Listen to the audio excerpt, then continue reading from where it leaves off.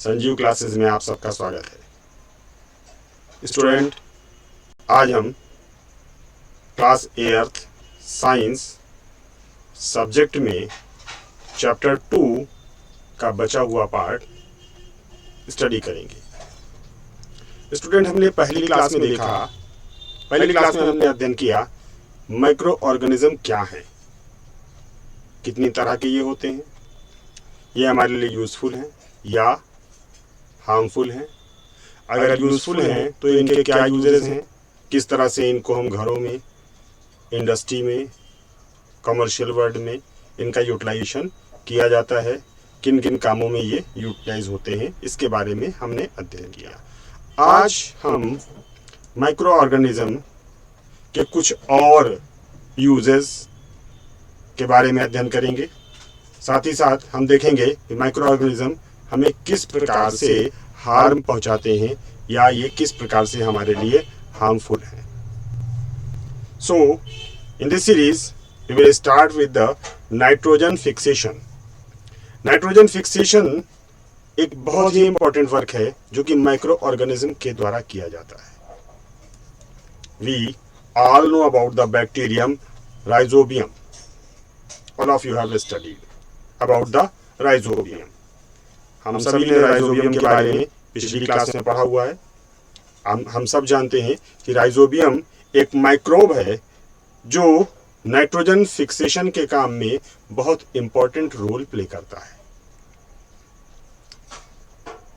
Rhizobium एक bacteria का नाम है जो कि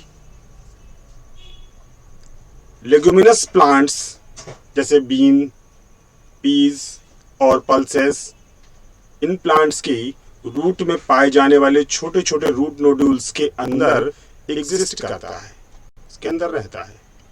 ये एक विशेष तरह का बैक्टीरिया है, ये एक विशेष तरह का माइक्रोब है जो हमारे लिए बहुत यूजफुल है।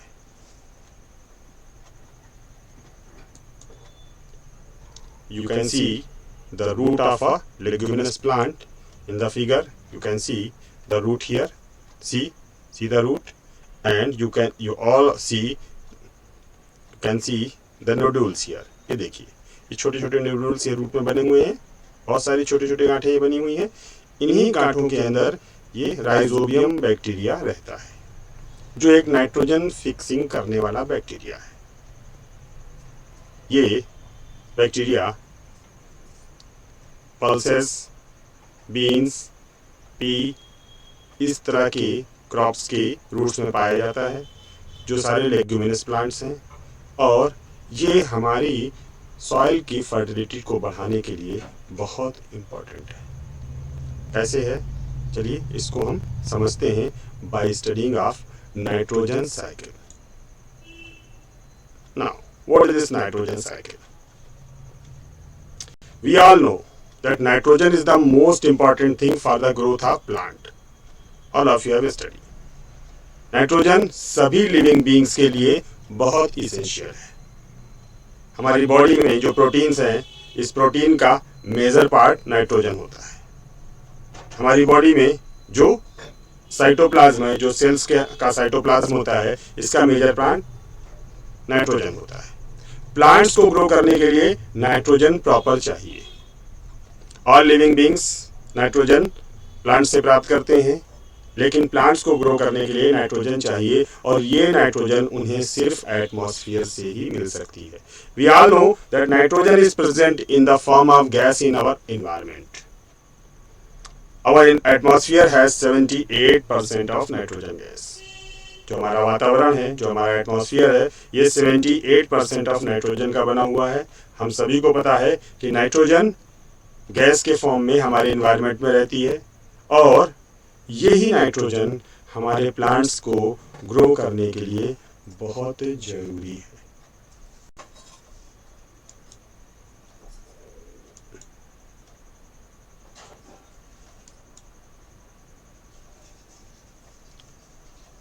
ये नाइट्रोजन सारे लिविंग बीइंग्स कंज्यूम करते हैं फॉर देयर ग्रोथ। मैंने आपको बताया कि एनिमल्स को ये नाइट्रोजन मिलती है बाय ईटिंग प्लांट्स और प्लांट प्रोडक्ट, और जो कार्निवोर एनिमल्स हैं, कार्निवोरस एनिमल हैं, वो अदर एनिमल्स को खा करके इस नाइट्रोजन को प्राप्त करते हैं।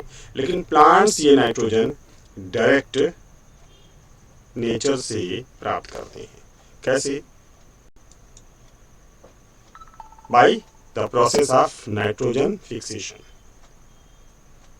सारे प्लांट्स इस नाइट्रोजन को यूज करते हैं और यूटिलाइज करते हुए इस नाइट्रोजन से प्रोटीन बनाते हैं, जो कि उनके सेल्स में स्टोर होता है और जिससे हम सब आगे न्यूट्रिशन प्राप्त करते हैं।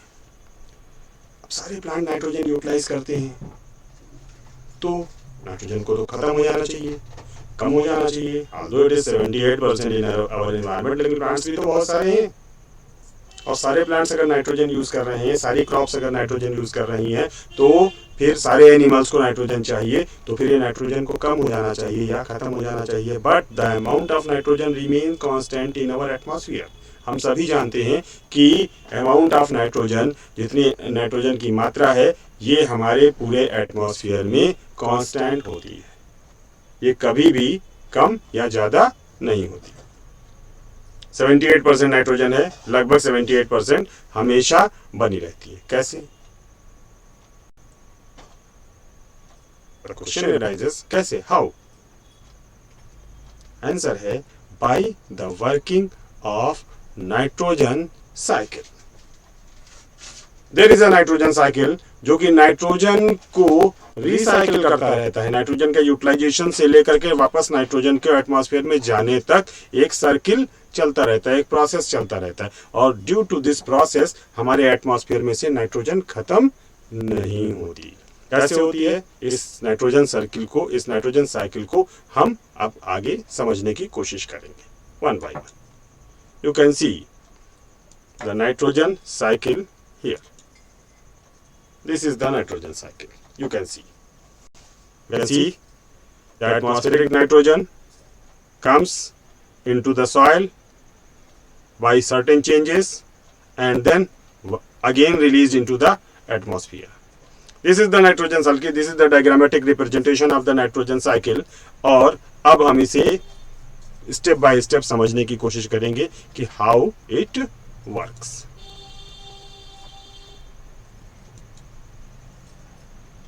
Some atmospheric nitrogen converts into nitrates by lightning.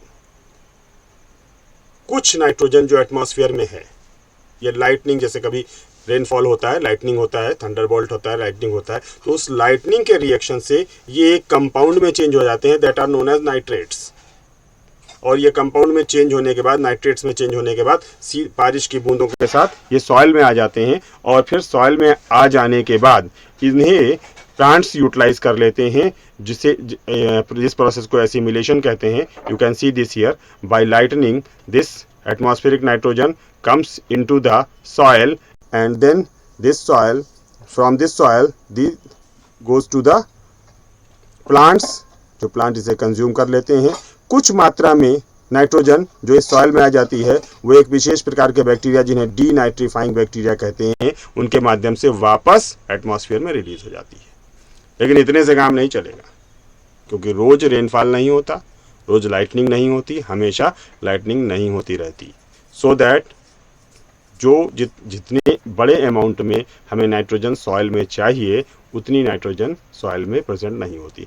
और प्लांट्स केवल और केवल सॉइल से ही नाइट्रोजन प्राप्त कर सकते हैं। कोई भी प्लांट एटमॉस्फेयर से, एयर से डायरेक्ट नाइट्रोजन एब्जॉर्ब नहीं करता, क्योंकि जब तक nitrogen in the form of nitrate या नाइट्राइट के फॉर्म में कन्वर्ट नहीं होती है, तब तक ये प्लांट्स के यूटिलाइजेशन के लिए किसी काम की नहीं होती। प्लांट्स को यूटिलाइज करने के लिए जरूरी है कि ये नाइट्रोजन सबसे पहले नाइट्रेट या नाइट्राइट के फॉर्म में कन्वर्ट हो।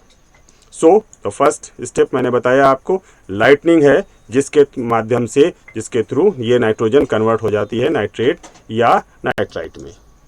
The second, this nitrate is consumed by the plant for their growth, जैसा कि मैंने आपको बताया। And now this process is known as assimilation. Assimilation is the acquiring nitrogen, converting it into the cytoplasm, into the protein part of the cytoplasm.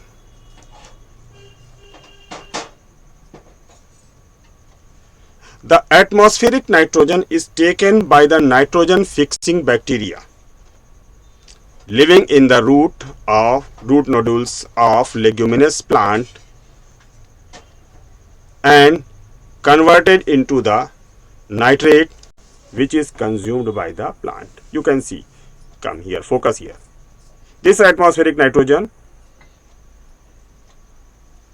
by the action of special type of bacteria, जिसके बारे में अभी हम लोगों ने शुरू में बात की, राइजोबियम फैमिली बैक्टीरिया, जो लेगुमिनस प्लांट के रूट नोडुल्स में रहते हैं, ये बैक्टीरिया एटमॉस्फेरिक नाइट्रोजन को डायरेक्ट एब्जॉर्ब करते हैं और उसे कन्वर्ट कर देते हैं नाइट्रेट्स में. Nitrogen fixing bacteria living into the leguminous root nodules, और ये नाइट्रेट्स में कन्वर्ट कर देते हैं, जो कि फिर से प्लांट्स के द्वारा आसानी से कंज्यूम की जा सकती है और प्लांट इसे कंज्यूम कर लेते हैं. Alright, next step. Some atmospheric nitrogen is taken by the nitrogen fixing bacteria present in the soil. Nitrogen fixing bacteria केवल लेगुमिनस प्लांट्स की रूट नोडुल्स में ही नहीं पाए जाते हैं, कुछ अलग तरह के नाइट्रोजन फिक्सिंग बैक्टीरिया सॉइल में भी पाए जाते हैं. तो थोड़ी एटमॉस्फेरिक नाइट्रोजन को ये भी ऑब्जॉर्ब करते हैं और ये इस नाइट्रोजन को कन्वर्ट कर देते हैं अमोनिया में, और इस प्रोसेस को हम कहते हैं ammonification. You can see it here, ammonification. This nitrogen fixing bacteria, atmospheric nitrogen comes here, nitrogen fixing soil bacteria, जिन्होंने इसे अमोनियम में कन्वर्ट कर दिया, और फिर अमोनियम में कन्वर्ट की हुई इस अमोनिया को, जो कि अमोनिफिकेशन प्रोसेस के थ्रू अमोनिया में कन्वर्ट हो गई है, इस अमोनिया को नाइट्रीफाइंग बैक्टीरिया, जो कि सॉइल में रहते हैं, नाइट्राइट्स में कन्वर्ट कर देते हैं. सॉइल में पाए जाने वाले कुछ नाइट्रीफाइंग बैक्टीरिया भी होते हैं जो इसे सॉइल में, इसे नाइट्राइट्स में कन्वर्ट कर देते हैं, और फिर इन्हीं नाइट्रीफाइंग बैक्टीरियाज के द्वारा इन्हें नाइट्रेट्स में भी बदल दिया जाता है, और इस सारे प्रोसेस को हम कहते हैं नाइट्रीफिकेशन. फिर से नाइट्रेट्स के फॉर्म में आ गया, और this process is known as nitrification, and you can see it, the nitrate is consumed by the plant for their growth. The name of the process is assimilation. So assimilation, nitrification, ammonification, ये process हैं जिसके through atmospheric nitrogen convert होती रहती है और plants के द्वारा consume की जाती रहती है. अब ये प्लांट्स में जो आ गई नाइट्रोजन, इसे एनिमल्स कंज्यूम कर लेंगे. एनिमल्स के कंज्यूम कर लेने के बाद ये एनिमल में आ जाएगी, क्योंकि प्लांट्स को animals, herbivorous animal specially as a food consume करते हैं, और प्लांट से ही ये बेसिकली अपना नाइट्रोजन कंटेंट प्राप्त करते हैं, और carnivorous animal in herbivorous animals को खा करके नाइट्रोजन प्राप्त कर लेते हैं. ये जो प्लांट्स और एनिमल हैं जिन्होंने नाइट्रोजन कंज्यूम कर ली है, ये डिकम्पोज हो जाते हैं after their death. Plants and animals are decomposed after their death by decomposers present in the soil. You know, we all know that there are certain microbes that are present in the soil and work as a decomposer, जिनका काम होता है कि इस तरह के dead elements को, organic elements को डिकम्पोज करके उन्हें अदर एलिमेंट्स में कन्वर्ट कर देना. और ये डिकम्पोजर जो प्लांट्स और एनिमल डेड हो गए हैं, उनकी बॉडी में जो नाइट्रोजन है उसे अगेन कन्वर्ट कर देते हैं अमोनियम में, और फिर ये अमोनियम नाइट्रीफाइंग बैक्टीरिया के द्वारा नाइट्रिफिकेशन प्रोसेस के थ्रू फिर से नाइट्राइट्स और नाइट्रेट में कन्वर्ट कर दी जाती है, जो कि एसिमिलेशन प्रोसेस के थ्रू अगेन प्लांट्स को कंज्यूम करने के लिए मिल जाती है. This is the entire nitrogen cycle. और इस तरह से नेचर में ये साइक्लिक प्रोसेस लगातार चलता रहता है. एटमॉस्फेरिक नाइट्रोजन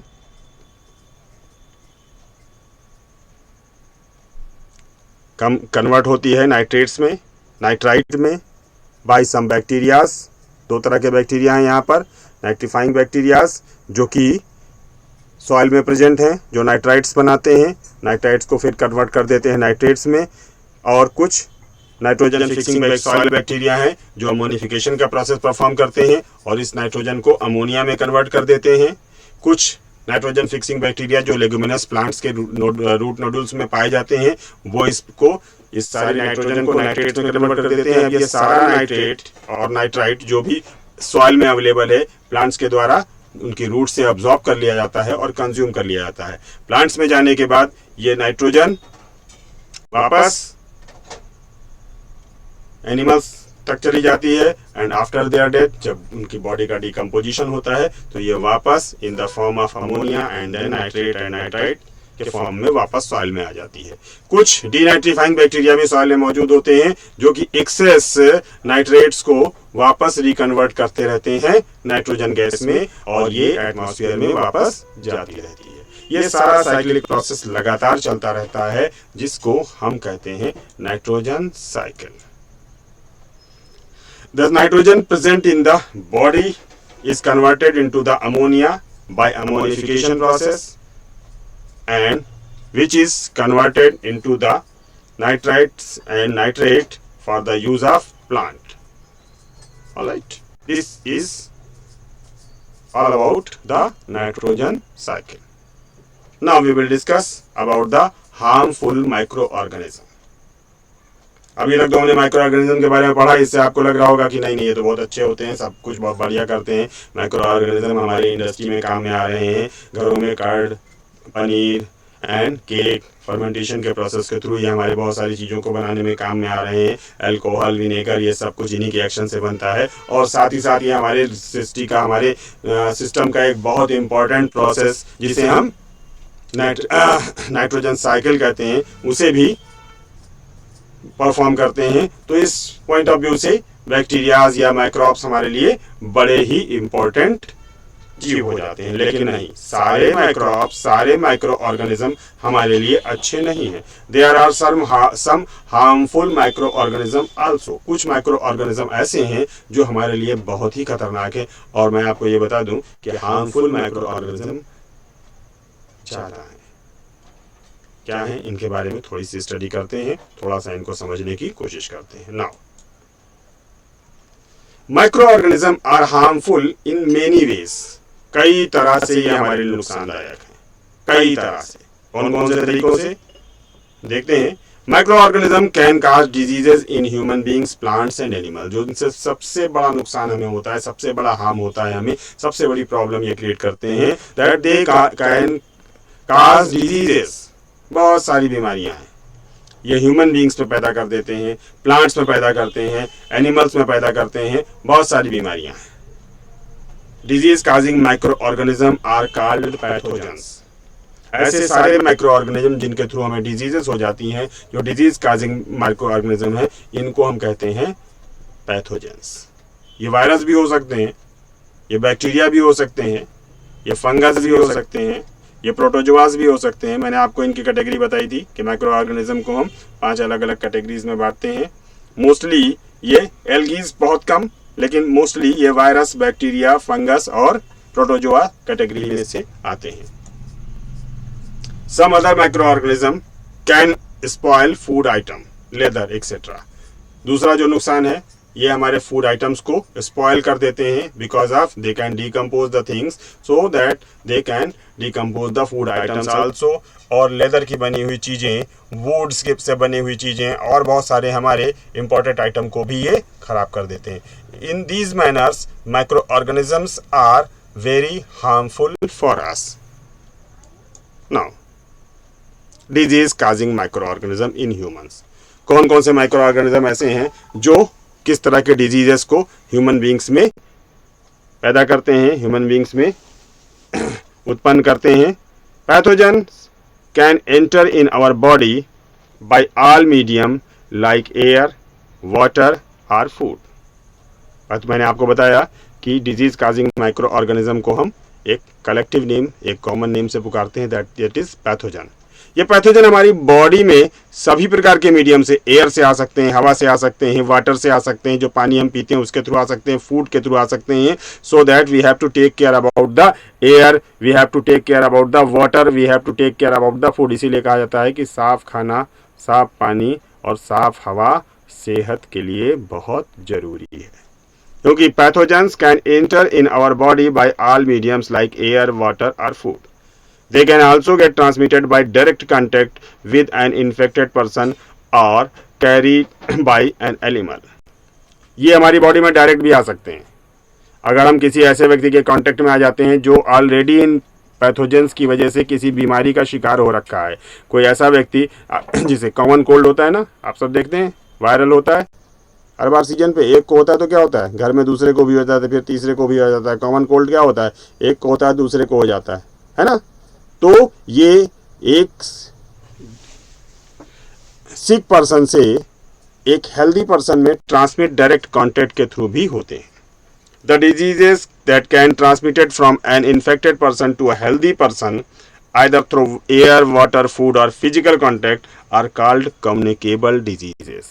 ऐसी सारी डिजीज जो ट्रांसमिट हो सकती हैं एक व्यक्ति से दूसरे व्यक्ति में, एक इन्फेक्टेड पर्सन से एक हेल्दी पर्सन में, इन सारे डिजीजेस को हम कॉमनली कहते हैं, कलेक्टिवली कहते हैं कम्युनिकेबल डिजीजेस. हिंदी में कहें तो संक्रामक रोग. संक्रामक रोग शब्द आपने सुना होगा, संक्रामक रोग, communicable diseases. Some common communicable diseases are cholera, common cold, chicken pox, tuberculosis etcetera. बहुत सारे डिजीजेस हैं. अभी हम लोग इनके बारे में और आगे पढ़ेंगे.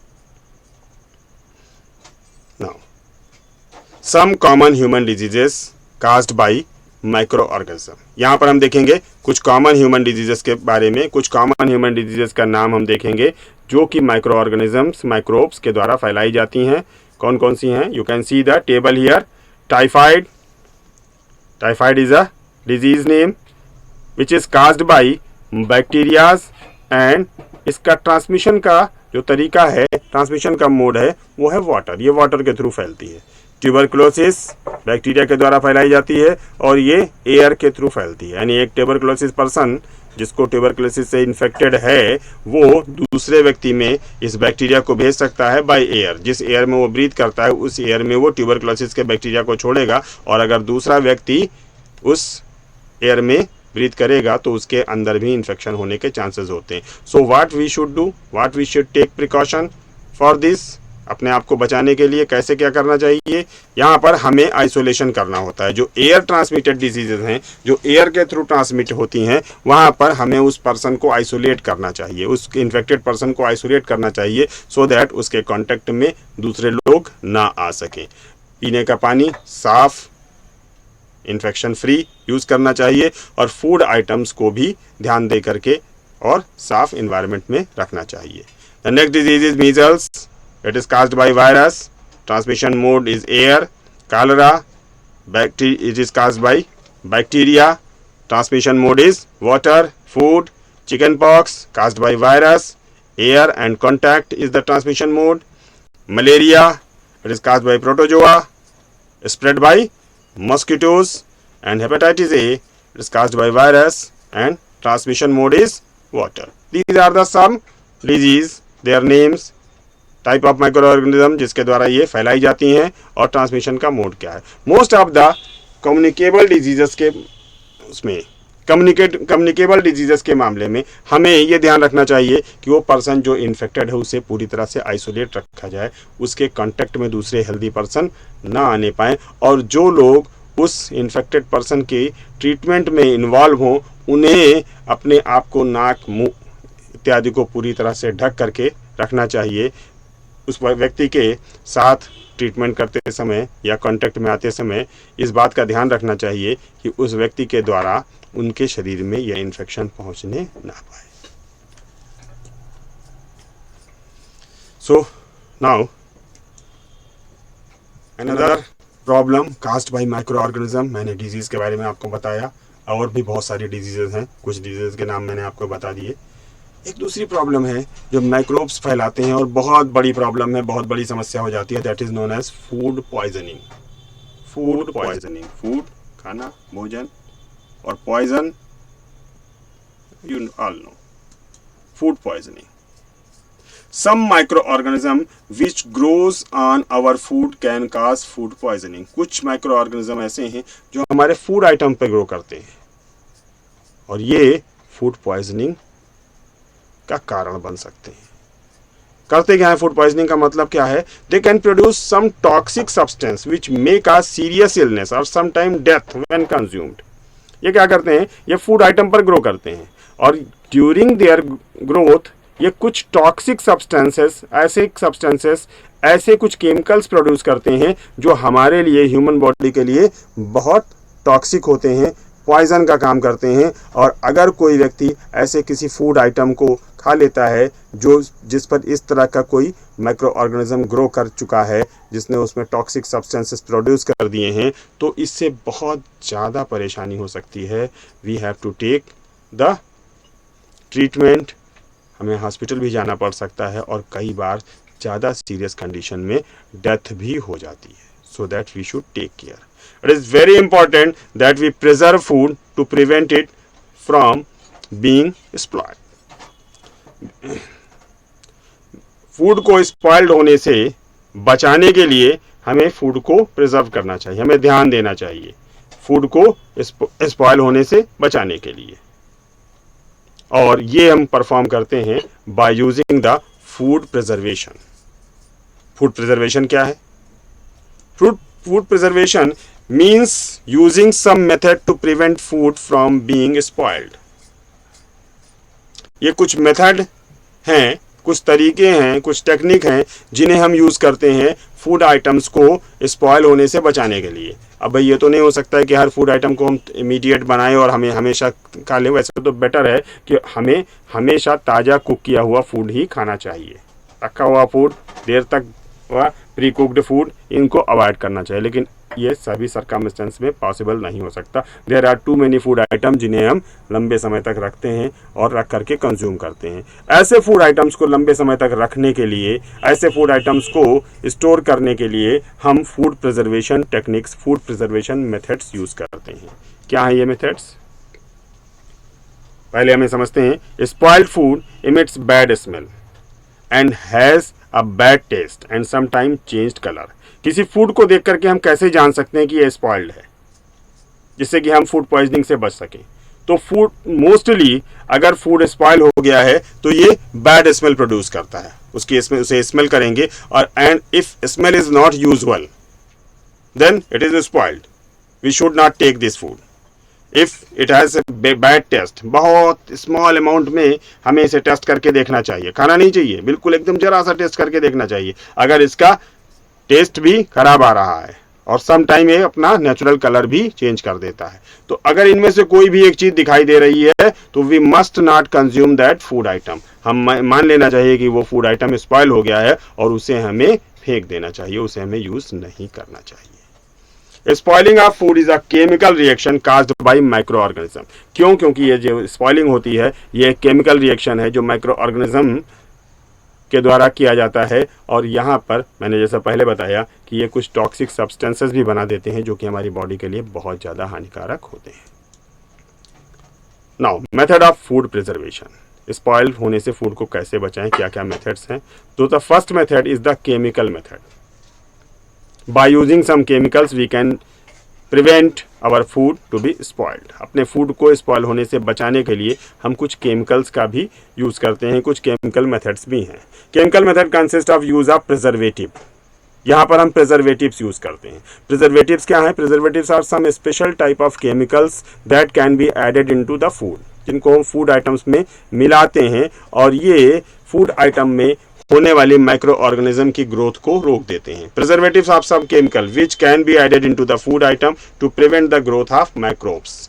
इनको अगर हम फूड आइटम में मिला देते हैं तो फिर फूड आइटम में माइक्रोब की ग्रोथ पॉसिबल नहीं होती। ये ऐसे कुछ केमिकल्स होते हैं जिन्हें हम तो कंज्यूम कर सकते हैं, हमारी बॉडी के लिए नुकसानदायक नहीं होते हैं, और इन्हें फूड आइटम में मिला दें तो फिर उस फूड आइटम में माइक्रोब्स ग्रो नहीं कर पाते, और माइक्रोब अगर ग्रो नहीं करेंगे तो फूड आइटम में टॉक्सिक सब्सटेंस बनेगा नहीं और वो स्पॉइल नहीं होगा, so that we can store it for a long time. Some commonly use preservatives, कुछ कॉमनली यूज किए जाने वाले प्रिजर्वेटिव्स हैं कॉमन साल्ट, साधारण नमक जो हम लोग अपने घरों में यूज करते हैं, ऑयल, शुगर एंड विनेगर। ये कुछ केमिकल्स हैं, ये कुछ थिंग्स हैं, ये कुछ मटेरियल हैं जिन्हें हम यूज करते हैं as a preservative. Common salt, salt को मिलाते हैं। आप लोगों ने देखा, सबने पिकल्स तो यूज किए होंगे। पिकल्स में क्या होता है, बहुत सारा ऑयल मिला दिया जाता है, सम टाइम कुछ विनेगर भी डाला जाता है उसके अंदर, और साल्ट भी पड़ा हुआ होता है। और ये सारी चीज़ें उस पिकल में, उस आइटम में, उस फूड आइटम में माइक्रोब्स की ग्रोथ को रोक देती हैं, जिससे कि वो फूड आइटम लंबे समय तक सुरक्षित रहता है और ख़राब होने को नहीं पाता है। ये केमिकल मेथड है फूड प्रिजर्वेशन का। Now the next method of food preservation is heat and cold treatment. ये स्पेशली मिल्क के लिए यूज़ किया जाने वाला एक ट्रीटमेंट है। We all know boiling can kill most of the microbe. अगर हम किसी चीज़ को बॉयल कर लेते हैं तो ज़्यादातर माइक्रोब्स उसमें से ख़त्म हो जाते हैं। हमें क्यों बताया जाता है कि अगर हमें सेफ़ वाटर नहीं मिल रहा है तो हम जो भी वाटर हमें अवेलेबल है उससे हमें अच्छी तरह से बॉयल कर लेना चाहिए बिफोर कंज्यूमिंग इट। बॉइलिंग से क्या होता है, अगर हम किसी वाटर को या किसी लिक्विड को प्रॉपरली बॉयल कर देते हैं तो उसमें प्रेजेंट ज़्यादातर माइक्रोब्स ख़त्म हो जाते हैं और फिर वो ड्रिंकिंग के लिए सेफ हो जाता है। One more technique that is used is known as pasteurization. Pasteurization is the process of heating the milk to about 70 degrees centigrade for 15 to 30 seconds and then suddenly chilled and stored. Milk को, अब देखिए जो milk आता है dairy से packet बंद, लंबे समय तक इसे रखा जाता है, लंबे समय तक कंज्यूम होता है। हम आप घरों में उतनी देर तक मिल्क को नहीं रख सकते हैं, लेकिन ये दूर से आता है, ट्रांसपोर्टेशन हो करके आता है और इसे ये पीने के लिए सुरक्षित माना जाता है। इसे पास्चुराइज किया जाता है। पास्चुराइजेशन एक प्रोसेस है जहाँ पर हम पहले तो मिल्क को गर्म करते हैं, हीट करते हैं और टेम्परेचर को 100 डिग्री, बॉयल नहीं करते हैं यहाँ पर, इसको केवल हीट करते हैं और 70 डिग्री सेंटीग्रेड टेम्परेचर आने तक हीट करते हैं। आप सब जानते हैं 100 degree is the boiling temperature, a little bit higher than the 100 degree for milk. और यहाँ पर हम इसे केवल 70 डिग्री सेंटीग्रेड तक गर्म करेंगे और 15 से 30 सेकंड के लिए, 15 to 30 seconds, and then suddenly chilled and stored, और फिर इसे तेज़ी से हम ठंडा करेंगे और फिर स्टोर कर लेंगे। इस प्रोसेस से मिल्क में प्रेजेंट सारे माइक्रोब्स ख़त्म हो जाते हैं और मिल्क सेफ हो जाता है स्टोर करने के लिए। अब हम मिल्क को आराम से पैकेट बंद कर सकते हैं और इसे ट्रांसपोर्टेशन के लिए भेजा जा सकता है, जो कि कंज्यूम करने के लिए सेफ है। So this is all about your chapter 2। लगभग सारी चीज़ों को यहाँ पर क्लियर कर दिया गया है। फिर भी अगर कुछ छूट गया है या फिर कहीं किसी जगह पर आपको कोई डाउट है तो आप कमेंट सेक्शन में जा कर के अपनी क्वेरी लिख दीजिए। क्वेरी का आंसर समय देख करके कर दिया जाएगा। और स्टूडेंट्स, इस सारे मटेरियल को तैयार करने के लिए हम लोगों को बड़ी मेहनत करनी पड़ती है। मटेरियल अगर आपको अच्छा लगे, मटेरियल अगर आपके लिए यूज़फुल हो, आपकी स्टडी में काम आए, तो इसका कोई अर्थ है, इसकी कोई सार्थकता है। अगर ये सारा मटेरियल, ये सारा एफर्ट आपको अच्छा लग रहा है तो प्लीज़ चैनल को लाइक ज़रूर करिए, शेयर करिए इसे अपने दोस्तों के साथ और सब्सक्राइब भी ज़रूर करिए। धन्यवाद।